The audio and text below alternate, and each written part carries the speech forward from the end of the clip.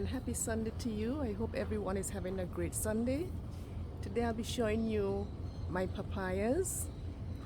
I'll be harvesting a few of them and some bell peppers as well.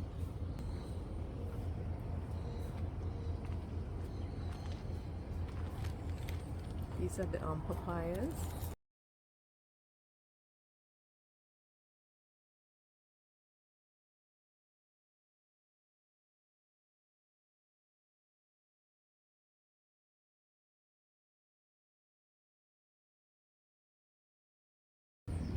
Now I'm gonna turn you around while I harvest the bell peppers.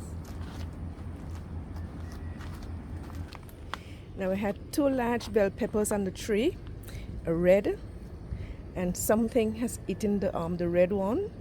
It was such a big bell pepper. I'm so bummed about that. And here's the green one. I'm gonna go ahead now and I'm gonna pick this one before anything get to it before I do.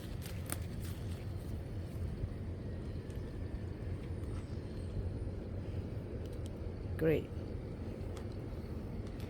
Let me show you the papayas that I just harvested.